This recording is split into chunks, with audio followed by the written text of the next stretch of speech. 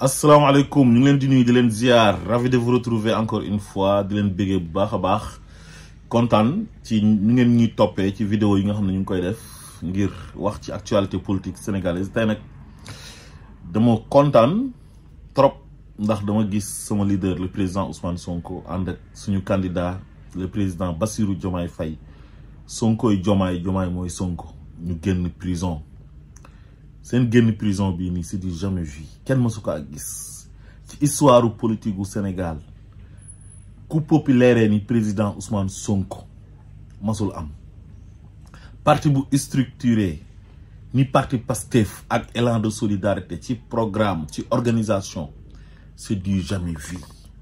motax sénégalais yi rawatina ak la jeunesse nga xamné ñom ñoo ëpp ci sénégalais yi et statistiques yi mujj ANSD def wane nako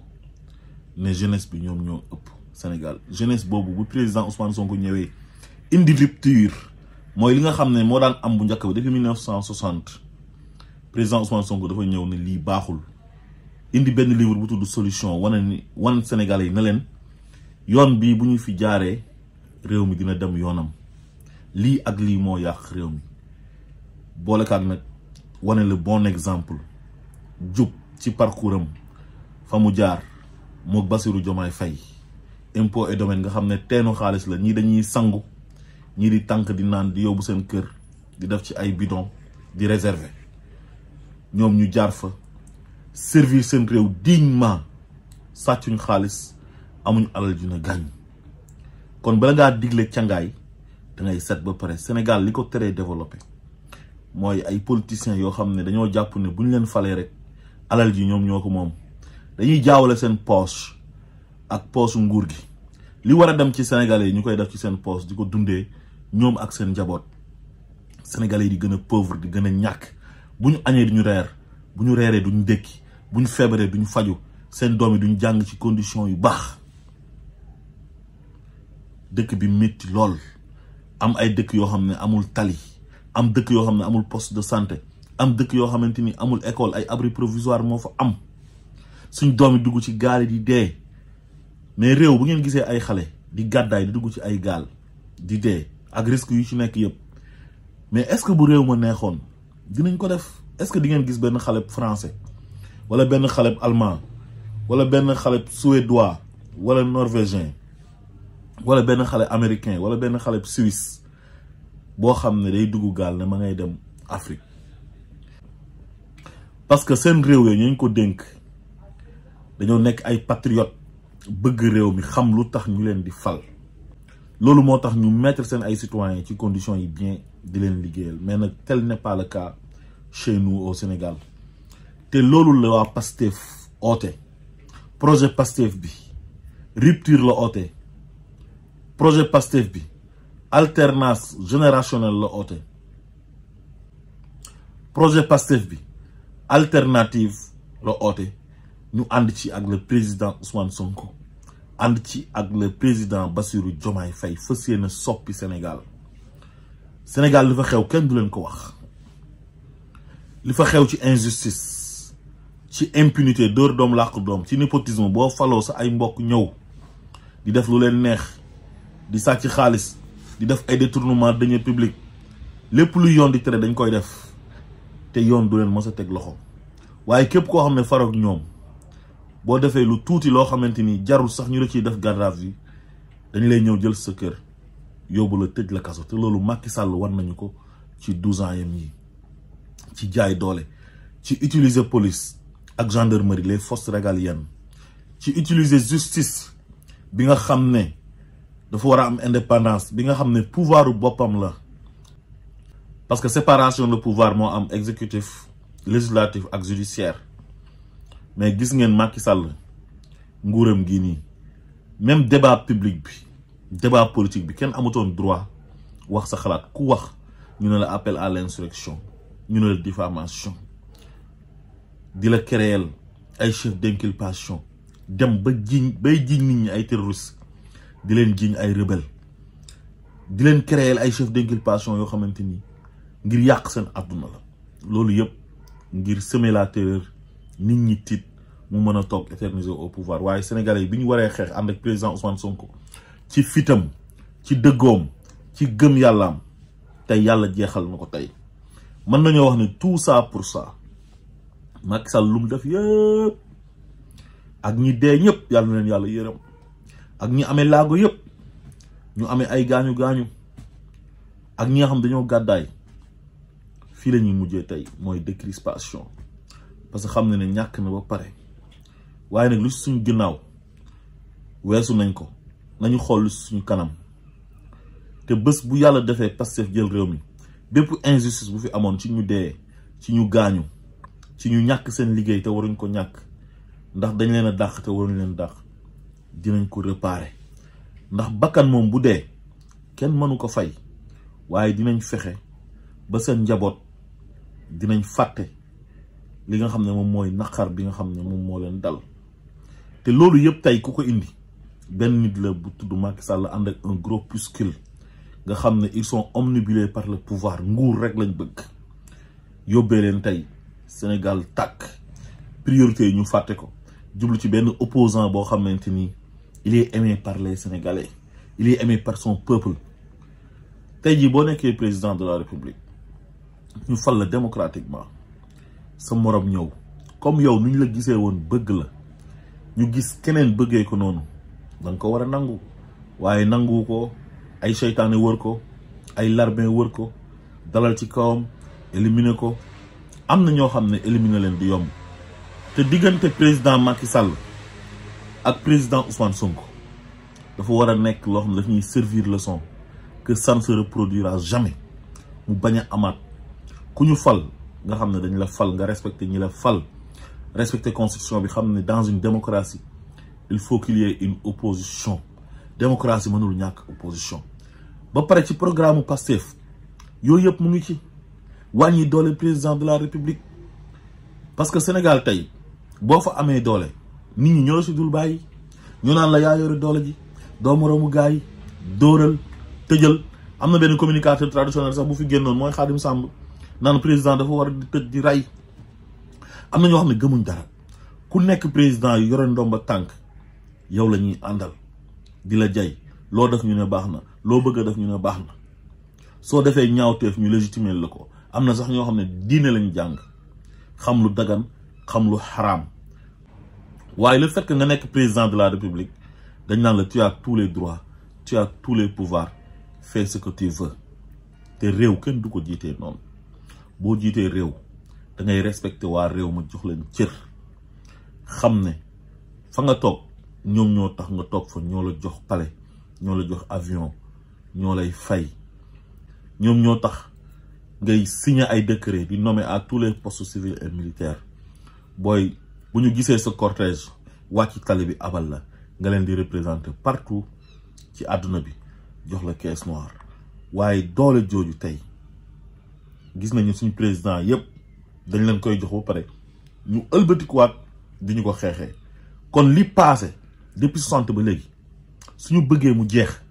nañu fal waa Pastef nañu fal le candidat de l'espoir le président Bassirou Diomaye Faye mu ànd ak le leader président Ousmane Sonko ñu liggéey Sénégal jëm kanam véritable changement am fi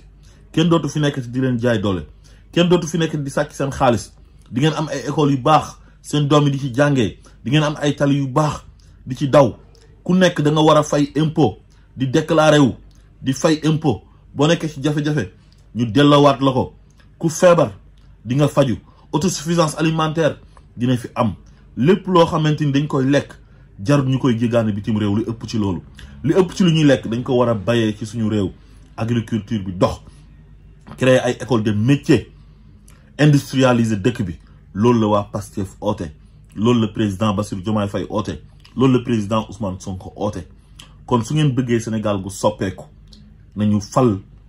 le président Bassirou Diomaye Faye mu ànd ak le président Ousmane Sonko ak waa Pastef ak bépp doomi Sénégal boo xam ne rek am nga compétence su boobaa l'homme qu'il faut à la place qu'il faut la ñuy def duñ fi nekk di parparloo def affaire yi partisane naan kii ci parti bi la bokk moom moo war a yore poste bi loolu moo yàq Sénégal kenn ku nekk li nga yellool dañ la koy jox ngir ñu àndandoor nekk benn liggéey réew mi teg ko ci bonne gouvernance ci transparence ci équité teg fi benn justice bu jaar yoon bu dëgër boo xam ne li mu fi nekkee mooy yemale Sénégalais yi boo bokkee ci exécutif bi ak loo manti bokk ak président bi ak loo manti bokk ak ministre ba ak loo manti bokk ak ku yore ndomba tànk ci nguur gi boo wàccee yoon dañ lay teg ci yoon. dañoo bëgg une justice indépendante conseil supérieur de la magistrature ñu xoolaat ko xoolaat procureur ni ñu koy nommé dem nañ sax ba proposer li nga xam ne moom mooy juge des libertés parce que procureur du Sénégal dafa am doole daanaka yàlla ju ndaw la man mii tey mën naa toog wax benn wax rek boo xam ne neexul président moom mu bëgg lu neex président xëy na président sax du ko yëg mu oote ñëw jàpp ma tëj ma ci kaso bi wala ministre de la justice bi nga xam ne mooy patron parce que ci parquet bi la aju oo ko téléphone ne ko jàppal ma diw mu ñëw jàpp ma te liberté du caaxaan xoolal tey ñi prisonniers politiques yi génn des milliers de personnes nekk ay sénégalais ñii doon jàng ñi doon liggéey nga jàpp leen te defuñ dara tëj leen tardel leen yàq seen àdduna pour lan pour mbiru politique à des fins politiques ça ne sert à rien amul benn njëriñ te loolu yëpp fu muy mujjee mooy ci ay regret lay mujjee kon bu ngeen dof loo nag ba falaat fi ki nga xam ne moom mooy waa Benno Bokk Yaakaar lépp lu tax ci Macky Sall wala lu ko jege Amadou Ba nee na bu ñëwee c'est la continuité mooy day continuer di dóore di tëje gars yi di sàcc te duñ leen def dara bu manifestation amee ku génn ñu dóor la bal nga dee te du am enquête du am autopsie te loolu du réew luy tax mu am stabilité mooy yoon réew il faut que nga xeex fa impunité mooy dóor doom làq doom ñëpp dañoo war a yem devant la justice képp ku jalgati yoon dañ la war a teg ci yoon képp ku sàcc xaalis ñu teg la ci yoon réew noonu lay doxee xeex corruption waaye nag nekkul loo xam day ñëw rek yomb parce que bi ñu amee indépendance yàgg na depuis 1960 la ñu am indépendance te 60 ans am na dëkk yoo xam ne développé nañ ci ay Japon yeeg ay Corée ay Malaisie Dubaï Inde Chine Brésil kon ñun lu ñu tardel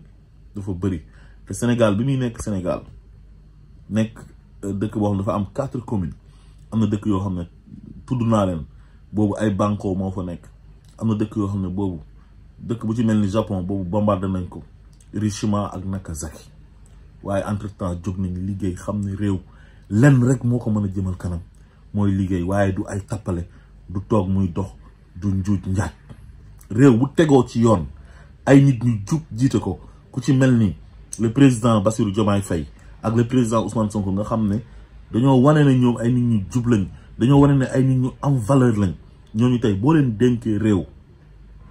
dinañ liggéey réew mi parce que fañ jaar dañ faa sellal jubal fa tey mënoon nañ leen konteel ay kër yu bëri mënoon nañ leen konteel ay oto yu cher mënoon nañ leen konteel alal ju dul jeex ay compte bancaire yoo xamante ni ay milliards moo fay nekk am na seen ay morom yoo xam ne tey ay milliardaire lañ benn ci candidat wu Benno Bokk Yaakaar bi di Amadou Ba lan moo ko def milliardaire il est issu d'une famille très pauvre dëkk ñaari tali parents yi amuñ dara mu jàng am na mérite nag ba def concours ENA nekk inspecteur des impôts et domaines comme ñoom Ousmane Sonko ak ñoom Bassirou Diomaye Faye waaye fan la jëlee alal ji mu yore loolu lañ war a lijjanti un fonctionnaire warul nekk milliardaire lu dul mu donn ko ci ay waajuram wala mu nekkoon koo xam ne da doon entreprendre avant di def commerce import export wala mu nekk agriculteur baykat boo xam ne ñëpp xam nañ ne day produire lu bëri su ko defee ñu mën a justifier xaalis bi tey sëriñ boobu tey su ñu la milliardaire la tey yow mën na ko justifier parce que ñëpp xam nañ ne ay entreprise la yore yàgg naa liggéey ak ñeneen ñoo xam ne ñu ngi Sénégal tey seen xaalis mën nañ ko justifier parce que dañuy liggéey dañ leen a gis ñuy liggéey yàgg entreprendre commencer ci zéro. mais un fonctionnaire de l'État ne doit pas être milliardaire loolu mënta nekk salaire boo ci yemee mënoo nekk milliardaire. kon Sénégal encore une fois carte yi ba léegi mu ngi ci préfecture yi ngir yàlla dem leen ngeen jëli carte yi ñu préparer votel coalition Diomaye président de la République pour un Sénégal émergent, un Sénégal meilleur, pour une véritable séparation de pouvoir, pour une véritable rupture, pour un véritable changement. Ousmane Sonko desalatul Sénégalais yi dara li fi amoon di jàpp ay nit di leen noot di jàpp ay opposants di tëj di toroxal di def lu la neex Ousmane Sonko daf ko jeexal malgré jàpp nañ ko tëj ko kaso waaye yàggu fa loolu lu ko may mooy gëm yàllaam engagement yam ak xeexam li war a jeex Sénégal mooy ku nekk opposant dañ laa war a tëj lu tax ñu lay tëj opposant dafa war a am parce que ci constitution bi la nekk. Nous sommes dans une démocratie li war a jeex mooy président boo xam ne lu ko neex def ku ko neex tëj ay nitam lu leen neex def te du mujj fenn loolu il faut mu jeex ci Sénégal li ko mën a jeexal nag mooy ki nga xam ne moo xàll yoon bi wane ko xeex bi ba yàlla may ko ndam tey mu génn bay campagne ànd ak candidat yam ñun am nañ yaakaar ci Sénégalais yi ne gis nañ seen bopp ci projet Pastef projet président Ousmane Sonko projet président Diomaye Faye bi nga xam ne moo fas yéene jëmale Sénégal kanam am nañ yaakaar ne dinañ gagné élection yi au premier tour te billahi wallahi wa tallahi bés bu waa Pastef yoree réew mi dinañ réccu lu tax ñu yéex leen kaa jox te dinañ xam ne tardé nañ depuis lu ëpp 60 ans ndax benn élite boo xamante ni même chose même gouvernance même mode de gouvernance te Sénégal soppi ko yomb na nit ñi ay nitu jàmm lañ yàlla desalatuñu dara may nañu pétrole may nañu gaz may nañu zircon may nañu phosphate may nañu fer may nañu or 700 kilomètres de côte may ñu jant may ñu jeunesse may ñu ay terre plate suuf yoo xam dafa tàlli tey boo demee ay Espagne Allemagne da nga leen di gis ñuy bay ci kaw montagne yi ndax seen suuf yi tàlliwul te malgré tout ça ñu ngi ciy bay mais ñun nag yàlla desaluñu suñu dara boo demee Saloum suuf saa nga tàlli nangu te façon suuf bu nekk boo xam ne nangu na façon gàncax bu nekk ma nga fa boo demee Casamance mën nañ fa bay ceeb nga dem ci vallée bi vallée du fleuve Sénégal mooy ay waaloog yooyu dinañ fa mën a bay ceeb man fa bay soble tey jii wàllu càmm gi mu ngi ci programme bi nga xam ne dinañ élevage bi dina toll ci niveau boo xam ne soxlaatuñ tabaski jot ñuy dem ay Mali wala Mauritanie di fa jëndee ay xar wala ñu leen di xaar ñu indil ñu ay xar war nañoo mën a approvisionner suñu bopp ci wàllu xar xam nga ndox mi doy dugal ko ci àll bi nit ñi bay développer réew mi loolu mooy Sénégal émergent loolu lañ bëgg Macky Sall nag oote na ko ba sonn waaye malheureusement réussiru ko ndax ñàkk jub ndax jaay doole ndax ànd ak ay nit yoo xam ne seen loxo setul te réew lu koy jëmale kanam rek mooy jub te président Ousmane Sonko ak président Diomaye ñëpp xam nañ ne ay nit ñu jub lañ seen njub kenn du ko naatable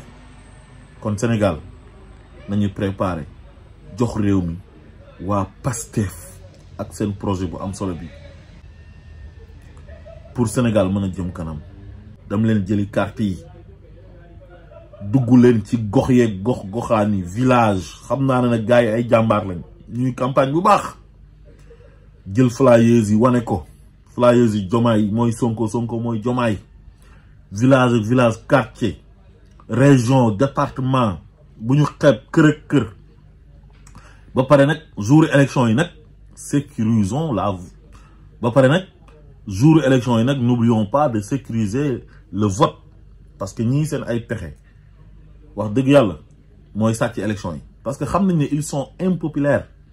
sénégalais dañ leen a vomir bëggatuñ leen te ñoom xam nañ ko mais dañuy forcer ne dinañ fi toogaat par force